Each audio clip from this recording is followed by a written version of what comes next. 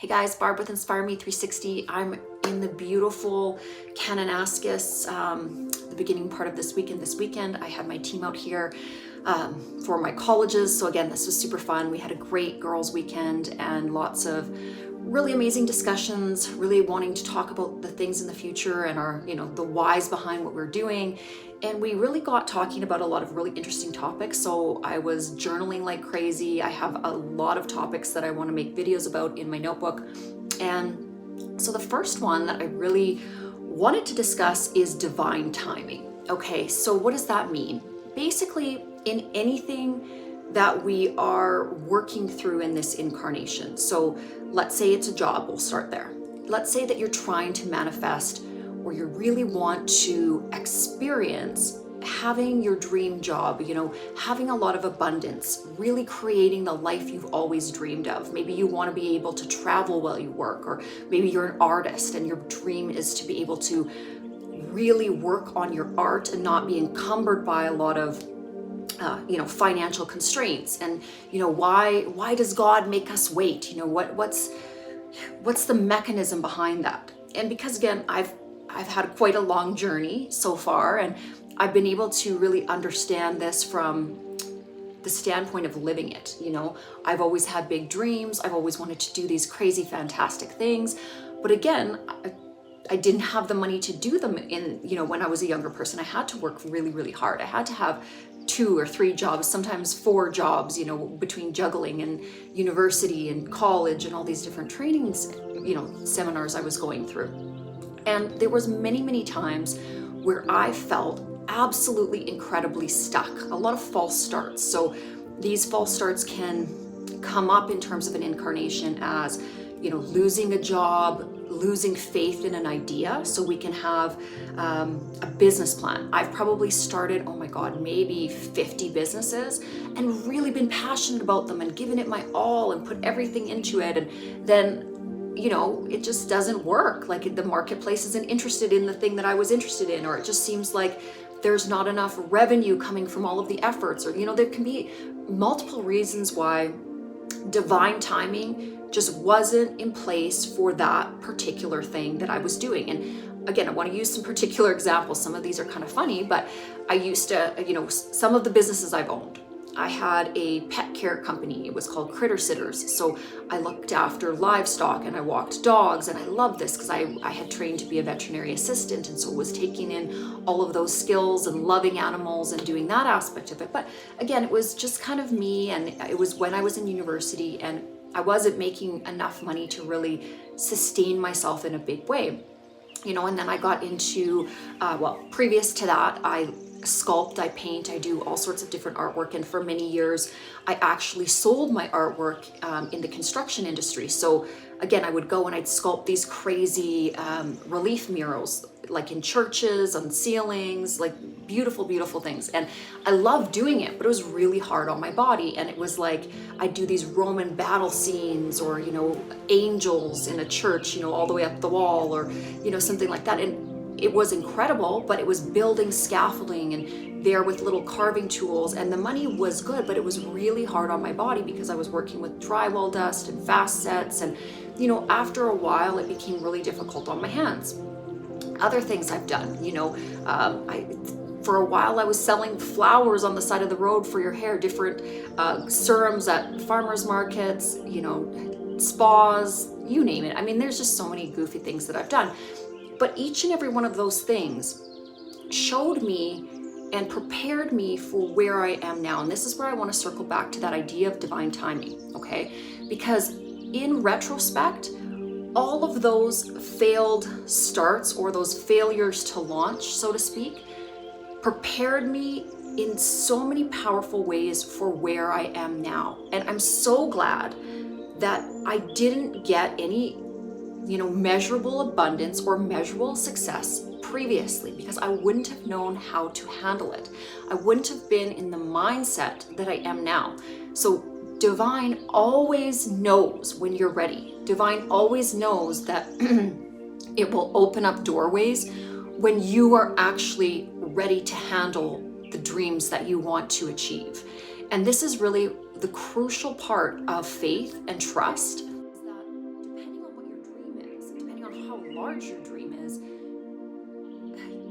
life, the divine, the quantum field may have to do a lot of preparation with you, with your, the matrix of what you are, your constitution, before it's going to say, okay, here's the keys to the kingdom.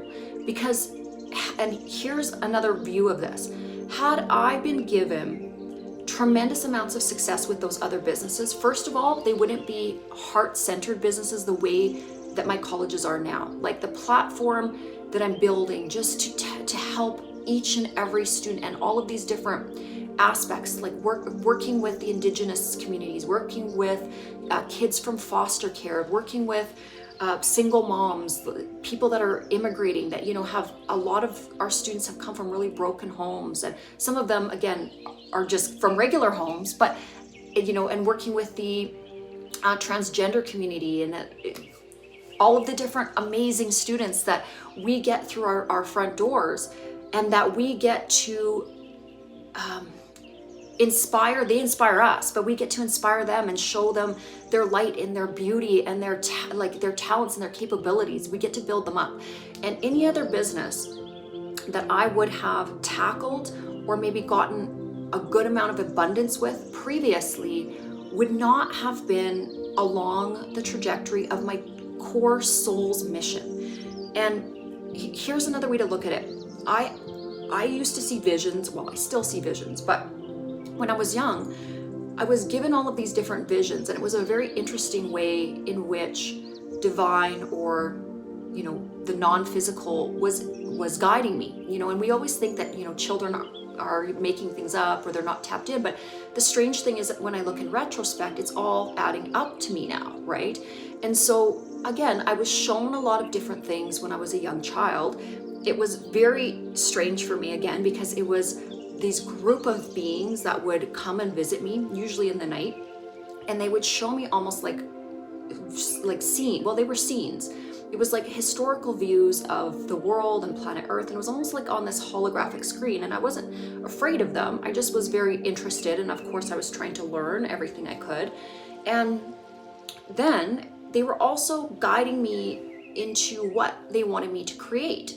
So what they expected me to do in this incarnation. And it was very confusing as a little kid. I'm like, what the, like, how am I supposed to do that? And so for the most part, for many, many years, I kind of pushed all that aside and thought, okay, well, yeah, I was a very inventive kid, and that was a really strange experience, but I must be very imaginative, and and of course chalked it up to that. But then as things started kind of unfolding in terms of creating the Eternal Beauty Institutes and creating all of these programs and designing these teaching platforms, I really started to realize, and again, I always get messages from Spirit, and it comes to me in a couple different ways. So it'll come in an auditory way where it's actually just words spoken, and they're always really nice words. So they're not, it's always gentle, it's always gentle guidance, it's never forceful, it's never like, you do this. It's just like, kind of like, could you imagine if this happened, and what if you did it this way, right? And so I still hear those things, I still pay great attention, and I can tell when they're not emanating from my ego or even from my core frequency. And part of why I know is because a really strange thing happens within in my body. I start to vibrate. Every cell in my body starts to vibrate very quickly, and it's almost like chills, but it's like my body, the energy's running through my body, like from my head to my arms, everywhere. And so and sometimes too, another thing that will happen is the lights will flicker on and off, like really quickly. So when I get an idea, or if something's trying to speak with me, and then all of a sudden, like I said, the lights are going crazy and they're starting to flash and stuff, I'm like, okay, well, they're communicating through the energy. I get it, I'm listening. Whatever it is, I'm just gonna try to have faith in it and work from my most highest principle that I can assimilate, of course, still being in a three-dimensional body, right? Because I can't understand and articulate all of it, but I try to understand as much of it as I can. And so again, I'm starting to realize in terms of the divine timing, especially for myself, and I can only teach from my own experiences. I can't tell you your divine life, where you're going specifically, because I'm not jumping into your incarnation. But what I can say is that for every failure that I thought was a failure actually prepared me for everything I'm doing now, even the darkness, even the most incredible darkness that I've seen. And I didn't specifically walk into the darkness because I wanted to be there. It was just things that happened in terms of my interpersonal relationships, family dynamics stuff, you know, the situation I was born into in this incarnation. And what I realized was that I needed to see all of those things, and I needed to experience them very viscerally and in a living type situation, so that, like, especially like with one of my exes, where he was a very heavy drug user, and I didn't anticipate this. I was very young and I didn't know what I was getting into, and I bought a house with this individual, but I'm talking like every type of drug you can imagine, and the worst of the worst kind of intervention type of existence. And I had to see that. I had to see how it maneuvered, how his mind worked, how the people around him that were engaging in those behaviors, how erratic they were, how unstable their mental states were, and what the trajectory was too. Like what happens before they're going to take a drug, like what are the telltale signs that we're going to go into this like binge type behavior, and then what happens throughout that cycle, and what does it look like when they're coming down, and how does the sort of falling apart part look like, okay? And again, I lived that for a very long time. I was very stable. I was going to university. I was holding, several jobs. So I was working in oil and gas. I got my land administration certification at this time. And I was also waitressing in the evenings because I didn't really like to go home. So I'd waitress every day till 3 a.m. So I was always working, but I was always also observing.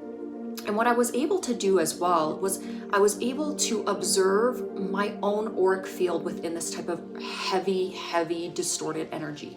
And what I found for myself, and I think that this will really help others that are family members of people that have addictions, is that it was very difficult on my auric field and my mental health. So I started to develop like this codependent anxiety and almost like this PTSD, because I was always afraid of things unraveling, or the shoe to drop, or for me to be in the crossfire of a mood or something, okay, some sort of catastrophe, or there was always a larger than life chaotic event that was spawning from any kind of binge alcohol, binge drug use, collective drug use, because again, a lot of drug users use with others.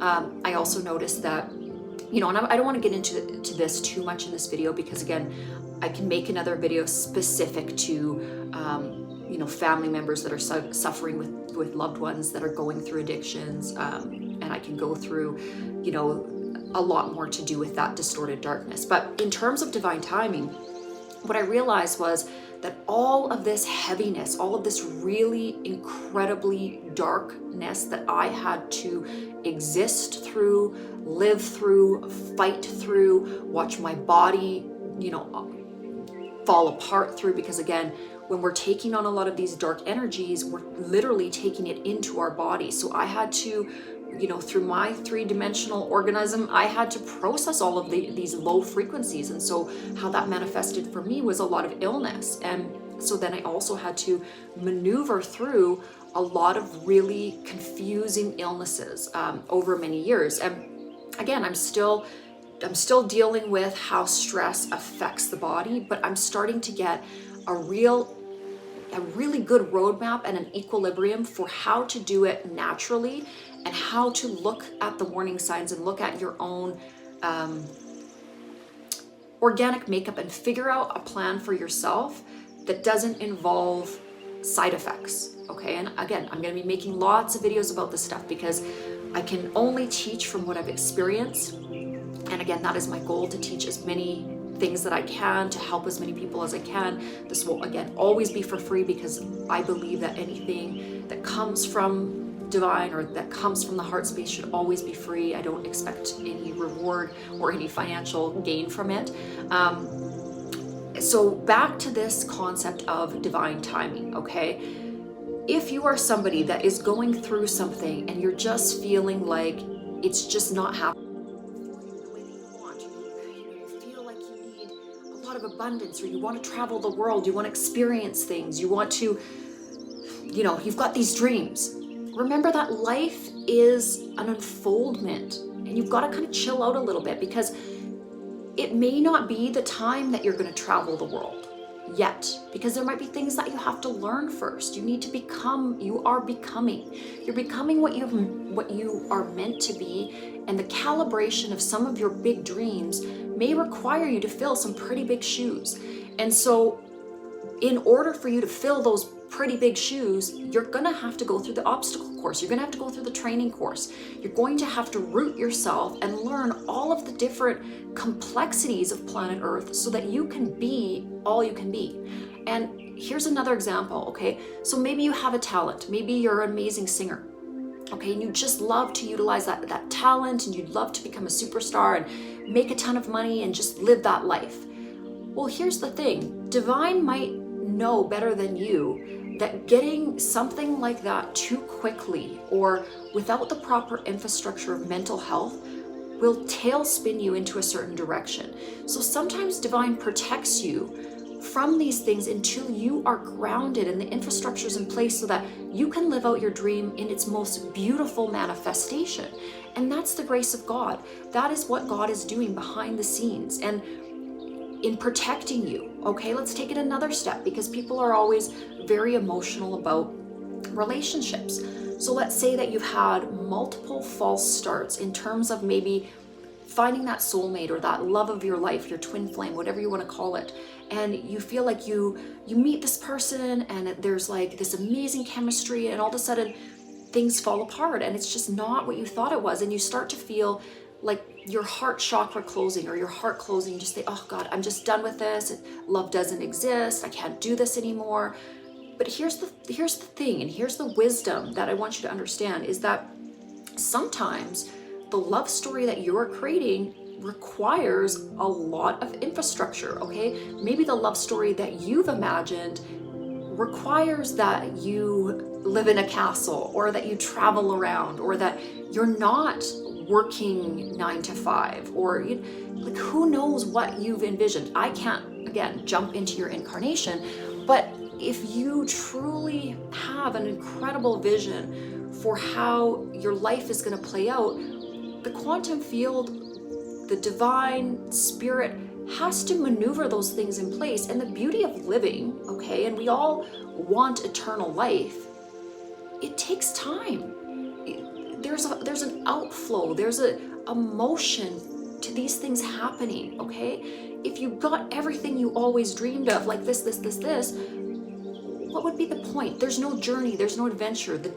If the destination comes too fast, you flatline. So you have to understand that the system in which you are working your soul's evolution through is well designed. It's infinitely well designed, and it is designed to give you what you want.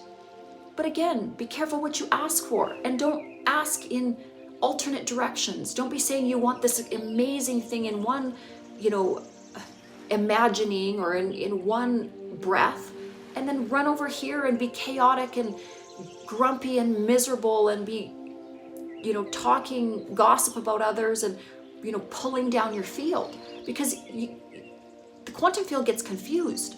You have to be really straight as an arrow in terms of what you're trying to create. And when you get into a low energy, when you get into a point where you're not feeling 100% yourself, then that's a sign. Pull back your energy, cocoon yourself, and start learning, start figuring some things out.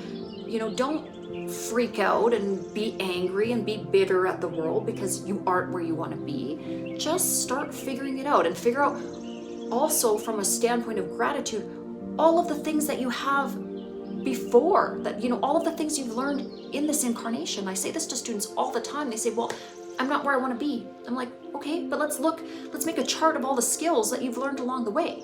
You were a mother, you're an organizer, you worked in this field, you got this skill, now you're really good at doing this, you're really good at interpersonal communication, whatever it is.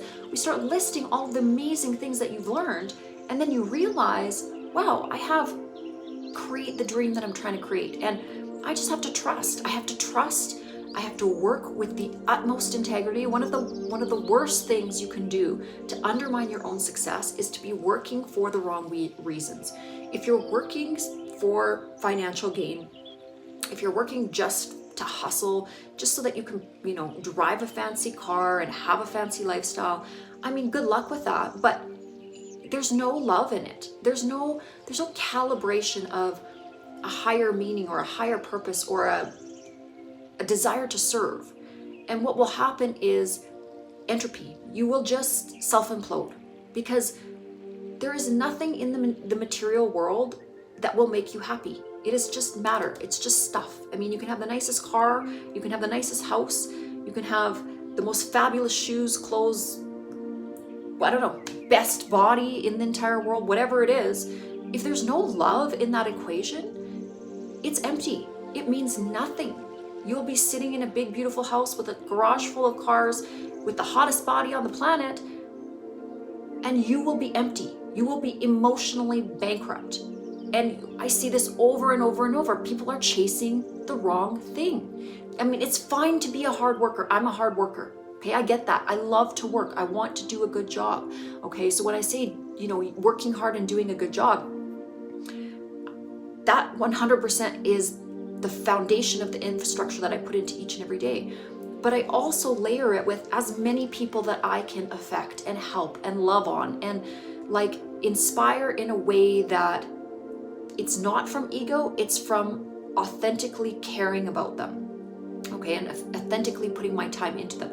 And when I do this, I get uplifted because I see this transference of joy. I see this light illuminating from another that gives me purpose. It gives me a reason to do what I do. And it also gives me this warm feeling inside when I know that I've positively charged and affected and inspired others. That is the best gift. That's the most rich you can feel. And when you operate in this way, and when you try to create situations and events and workshops and environments that are just brimming with this kind of loving energy, it gets mirrored back to you. You start to be filled with it. You start to just love every ounce of life. You just love it. You become infatuated with the aspect of living, the adventure of it. And you don't worry about the destination because you never want there to be a destination. I never ever want there to be an end point. That's never my goal. It's higher and higher and a higher and higher expression, this continual spiral to ascend to greater and greater heights. And there is never a point where I think in my consciousness, I want this to stop. I want to sit down one day and just sit there and fade away. That's not how my mind thinks. It's just, and again, that's passion. That's absolute passion. And you start to entrain yourself to this absolute passion when you subscribe to divine timing. You just realize that the pieces will fall into place as they must, as they will, and that everything is always working out for you. And even the darkest stuff, even the stuff that brings you to your knees, there's been so many times where I'm literally just sitting on the edge of my bed, just tears streaming down my face, saying, what is this, God? Why am I in this darkness? But now I understand. I mean, everything that I had to go through prepared me to be able to help such a broad swath of people. It gave me all of the tools to be able to do the work I'm doing now. And again, that's what I asked for. That's what I always wanted. I always wanted to be able to help. So that's what the divine matrix is continually orchestrating for me. So please understand that wherever you are in the perfect place, that you are divinely loved, that you are an incredible creature. You are full of light, full of love, full of talent. You are everything you need to be. And there is nothing more beautiful than what you are, because every single being on this planet is a unique expression of divine perfection. Okay? So just, relax a little, trust a little, have a little faith, and everything is, but you have to believe that. And you have to really stop from jumping or descending into that lower vibration. That lower vibration happens when we lose contact with source, when we lose contact with our divine connection, and we start to doubt. We start to doubt God. We start to doubt that we're here for a purpose. We start to look at the darkness more than the light. We forget to, to have our eyes focused on all of the things that are beautiful, on gratitude, on our gifts, on the gifts of others, on the illumination of others. It's so easy to have this little checklist of, oh, this person did this wrong, and I'm not crazy about that person because this is my big list of how they irritated me, or they didn't measure up. Okay, that's one way of looking at it, or a situation, or whatever it is, a job, your lifestyle. Or you can have this other column where you look at only the beautiful things. I love this thing about this person. They did this, they were here for me when this happened. This person, they have a beautiful smile, or this person really dresses great, or they have, you can find millions and millions of things to empower others and to empower yourself. When you look at yourself, you can make this list, the beautiful list. Look at the beautiful list. Look at the list of gratitude. Look at all of the amazing lessons that Spirit has brought you through and to. And it's fine to make this list, the grumpy list, but know that it's a good working list in terms of what you want to change and what you want to work on, but don't keep cycling back to it. Keep cycling back to this column of love, this column that's going to lift you up, that's going to lift others up, and that's going to help all of us create a better world. So I'm going to sign off on this video, and I hope and wish and pray that you all have a most fabulous week.